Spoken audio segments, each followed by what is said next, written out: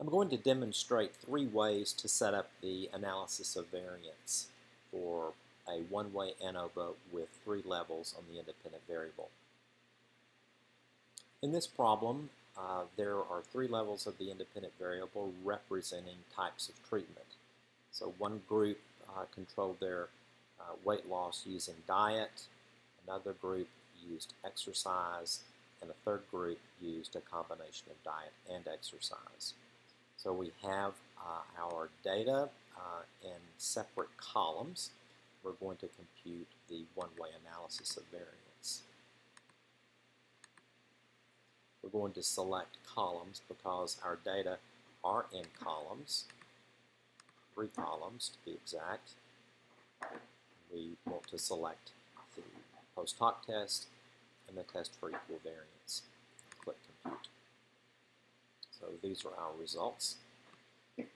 Just keep in mind that the F statistic is 84.4, so we can remember that and compare it to the results that we will obtain using a different way to set the data up.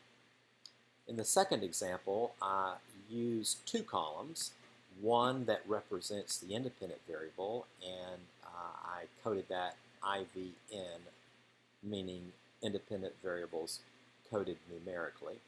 And then this is the dependent variable, which represents these scores right here.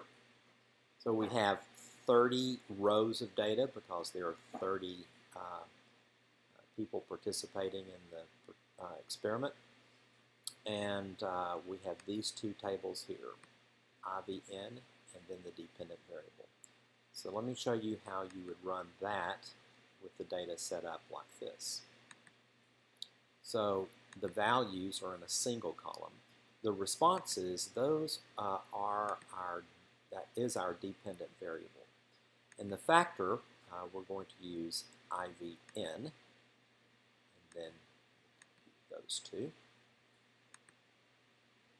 And you'll see that the F statistic is identical to the previous analysis.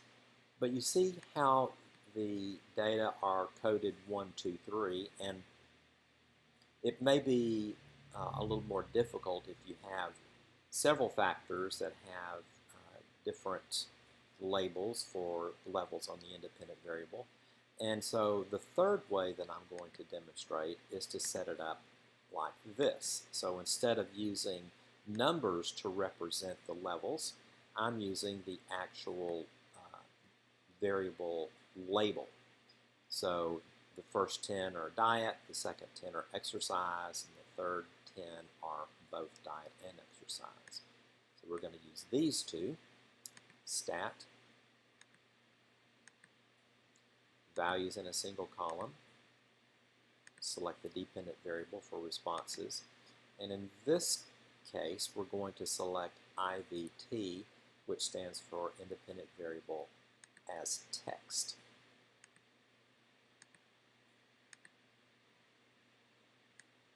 And you can see that the F statistic is identical to the prior 2 analyses, and it labeled the levels of the independent variable like this. The reason that I'm showing you this is not only to demonstrate that there are multiple ways to set a problem up. I think that the method that you select should make the most sense to you. In more sophisticated programs like SAS and SPSS, they may not allow you to use pure text as a level of an independent variable. So just keep that in mind. But in StatCrunch, it's very straightforward and robust, easy to use.